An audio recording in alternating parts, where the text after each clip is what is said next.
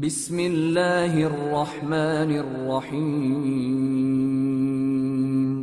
شروع اللہ کا نام لے کر جو بڑا مہربان نہایت رحم والا ہے۔ الف لام را، یہ ایک پر نور کتاب ہے، اس کو ہم نے تم پر اس لیے نازل کیا ہے کہ تم لوگوں کو اندھیروں سے نکال کر روشنی کی طرف لے جاؤ، یعنی ان کے پروردگار کے حکم سے عزت والے خوبیوں والے مالک کے راستے کی طرف، یعنی اس اللہ کے راستے کی طرف کہ جو کچھ آسمانوں اور زمین میں ہے سب اسی کا ہے۔ اور ان کافروں کے لیے عذاب شدید کی وجہ سے تباہی اور بربادی مقدر ہے، جو آخرت کے مقابلے میں دنیاوی زندگی کو پسند کرتے اور لوگوں کو اللہ کے راستے سے روکتے اور اس میں کجی چاہتے ہیں۔ یہ لوگ بڑے دور کی گمراہی میں ہیں، اور ہم نے کوئی پیغمبر نہیں بھیجا مگر وہ اپنی قوم کی زبان بولتا تھا تاکہ انہیں احکام الہی کھول کھول کر بتا دے۔ پھر اللہ جسے چاہتا ہے گمراہ رہنے دیتا ہے اور جسے چاہتا ہے ہدایت دیتا ہے، اور وہ غالب ہے، حکمت والا ہے۔ اور ہم نے موسیٰ کو اپنی نشانیاں دے کر بھیجا کہ اپنی قوم کو تاریکیوں سے نکال کر روشنی میں لے جاؤ اور ان کو اللہ کے دن یاد دلاؤ، اور اس میں ان لوگوں کے لیے جو صابر و شاکر ہیں نشانیاں ہیں۔ اور جب موسیٰ نے اپنی قوم سے کہا کہ اللہ نے جو تم پر مہربانیاں کی ہیں ان کو یاد کرو، جبکہ اس نے تم کو فرعون کی قوم سے رہائی بخشی، وہ لوگ تمہیں برے برے عذاب دیتے تھے اور تمہارے بیٹوں کو مار ڈالتے تھے اور تمہاری لڑکیوں کو زندہ رہنے دیتے تھے، اور اس میں تمہارے پروردگار کی طرف سے بڑی آزمائش تھی۔ اور جب تمہارے پروردگار نے تم کو آگاہ کیا کہ اگر شکر کرو گے تو میں تمہیں زیادہ دوں گا، اور اگر ناشکری کرو گے تو یاد رکھو کہ میرا عذاب بھی سخت ہے۔ اور موسیٰ نے صاف صاف کہہ دیا کہ اگر تم اور جتنے اور لوگ زمین میں ہیں سب کے سب ناشکری کرو تو بھی اللہ بے نیاز ہے، قابل تعریف ہے۔ بھلا تم کو ان لوگوں کے حالات کی خبر نہیں پہنچی جو تم سے پہلے تھے، یعنی نوح اور عاد اور سمود کی قوم اور جو ان کے بعد تھے، جن کا علم اللہ کے سوا کسی کو نہیں۔ جب ان کے پاس ان کے پیغمبر نشانیاں لے کر آئے تو انہوں نے اپنے ہاتھ ان کے منہوں پر رکھ دیے کہ خاموش رہو، اور کہنے لگے کہ ہم تو تمہاری رسالت کو تسلیم نہیں کرتے، اور جس چیز کی طرف تم ہمیں بلاتے ہو ہم کو اس میں بھاری شک ہے۔ ان کے پیغمبروں نے کہا، کیا تم کو اللہ کے بارے میں شک ہے جو آسمانوں اور زمین کا پیدا کرنے والا ہے؟ وہ تمہیں اس لیے بلاتا ہے کہ تمہارے گناہ بخشے اور ایک مدت مقرر تک تم کو مہلت دے۔ وہ بولے کہ تم تو ہمارے ہی جیسے آدمی ہو، تمہارا یہ منشا ہے کہ جن چیزوں کو ہمارے بڑے پوجتے رہے ہیں ان کے پوجنے سے تم ہمیں روک دو، تو اچھا کوئی کھلی دلیل لاؤ، یعنی معجزہ دکھاؤ۔ پیغمبروں نے ان سے کہا کہ ہاں ہم تمہارے ہی جیسے آدمی ہیں، لیکن اللہ اپنے بندوں میں سے جس پر چاہتا ہے نبوت کا احسان کرتا ہے، اور ہمارے اختیار کی بات نہیں کہ ہم اللہ کے حکم کے بغیر تم کو تمہاری فرمائش کے مطابق معجزہ دکھائیں۔ اور اللہ ہی پر مومنوں کو تو بھروسہ رکھنا چاہیے، اور ہم کیوں اللہ پر بھروسہ نہ رکھیں حالانکہ اس نے ہم کو ہمارے دین کے سیدھے رستے بتائے ہیں، اور جو تکلیفیں تم ہم کو دیتے ہو اس پر ہم صبر کریں گے، اور اہل توکل کو تو اللہ ہی پر بھروسہ رکھنا چاہیے۔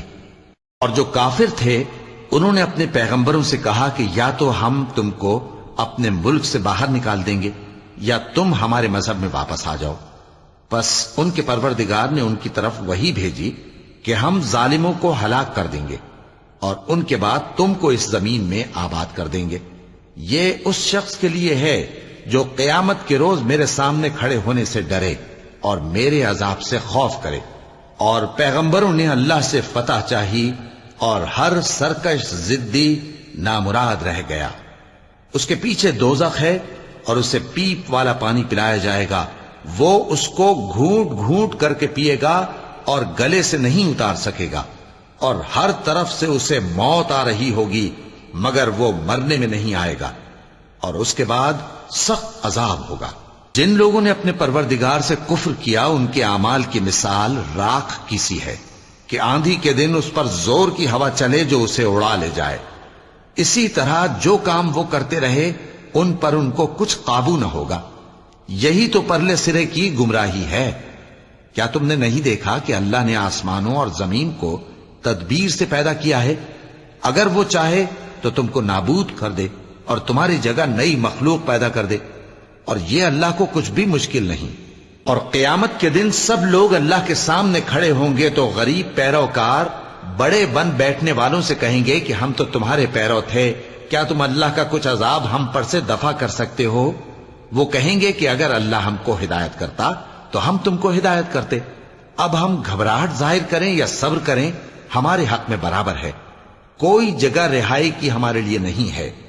اور جب حساب کتاب کا کام فیصل ہو چکے گا تو شیطان کہے گا جو وعدہ اللہ نے تم سے کیا تھا وہ تو سچا تھا، اور جو وعدہ میں نے تم سے کیا تھا وہ جھوٹا تھا، اور میرا تم پر کسی طرح کا زور نہیں تھا۔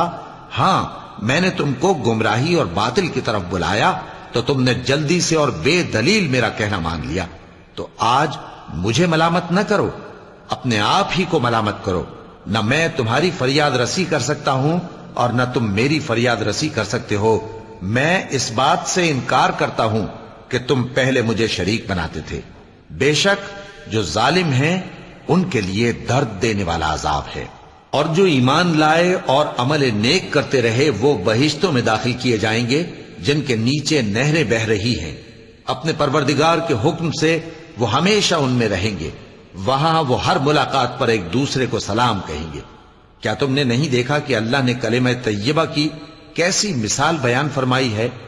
وہ ایسی ہے جیسے پاکیزہ درخت جس کی جڑ مضبوط ہو اور شاخیں آسمان میں پھیلی ہوں، وہ اپنے پروردگار کے حکم سے ہر موقع پر پھل لاتا ہو۔ اور اللہ لوگوں کے لیے مثالیں بیان فرماتا ہے تاکہ وہ نصیحت حاصل کریں۔ اور ناپاک بات یعنی غلط عقیدے کی مثال ناپاک درخت کی سی ہے کہ وہ زمین کے اوپر ہی سے اکھیڑ کر پھینک دیا جائے، اس کو ذرا بھی قرار و ثبات نہیں۔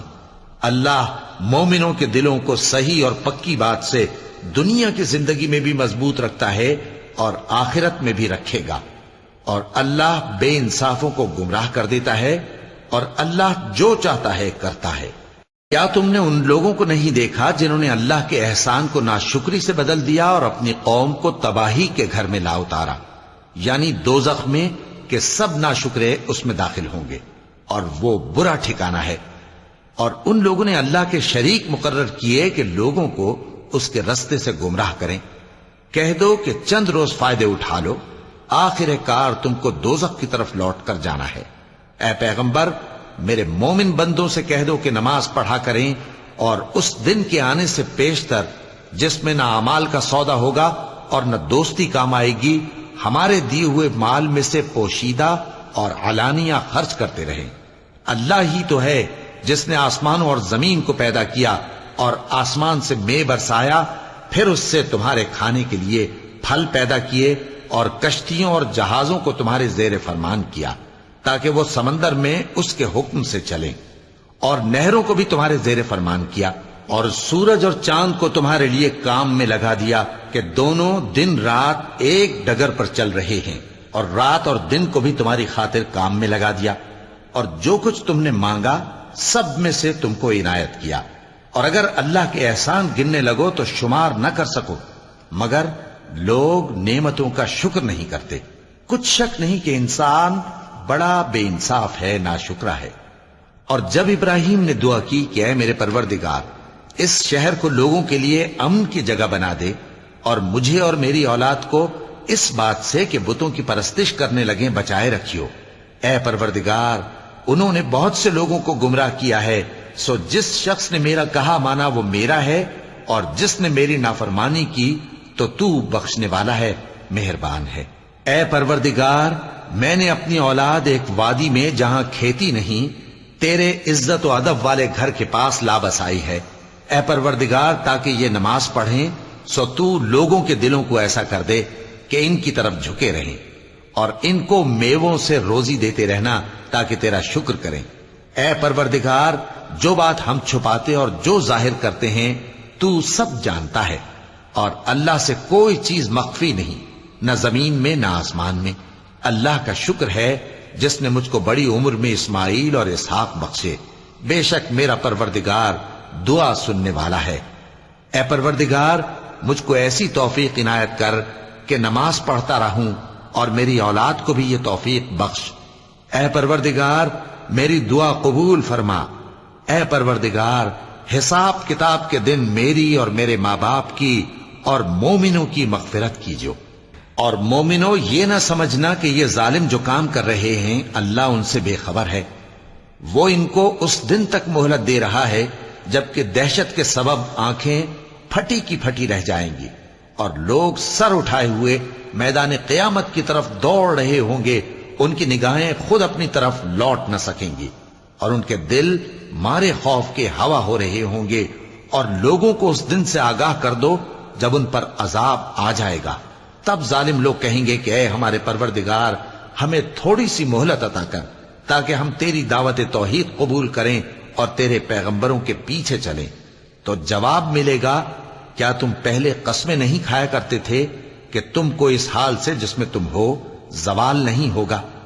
اور جو لوگ اپنے آپ پر ظلم کرتے تھے تم ان کے مکانوں میں رہتے تھے اور تم پر ظاہر ہو چکا تھا کہ ہم نے ان لوگوں کے ساتھ کس طرح کا معاملہ کیا تھا اور تمہارے سمجھانے کے لیے مثالیں بیان کر دی تھیں۔ اور انہوں نے بڑی بڑی تدبیریں کی اور ان کی سب تدبیریں اللہ کے ہاں لکھی ہوئی ہیں، گو وہ تدبیریں ایسی غضب کی تھیں کہ ان سے پہاڑ بھی ٹل جائیں۔ تو ایسا خیال نہ کرنا کہ اللہ نے جو اپنے پیغمبروں سے وعدہ کیا ہے وہ اس کے خلاف کرے گا۔ بے شک اللہ زبردست ہے، بدلہ لینے والا ہے۔ جس دن یہ زمین دوسری ہی زمین بنا دی جائے گی اور آسمان بھی بدل دیے جائیں گے اور سب لوگ اللہ کے سامنے نکل کھڑے ہوں گے جو یکتا ہے بڑا زبردست ہے۔ اور اس دن تم گناہگاروں کو دیکھو گے کہ زنجیروں میں جکڑے ہوئے ہیں، ان کے کرتے تارکول کے ہوں گے اور ان کے چہروں کو آگ لپٹ رہی ہوگی، یہ اس لیے کہ اللہ ہر شخص کو اس کے اعمال کا بدلہ دے۔ بے شک اللہ جلد حساب لینے والا ہے۔ یہ قرآن لوگوں کے نام اللہ کا پیغام ہے تاکہ ان کو اس سے ڈرایا جائے اور تاکہ وہ جان لیں کہ وہی اکیلا معبود ہے اور تاکہ اہل عقل نصیحت حاصل کریں۔ صدق اللہ العظیم۔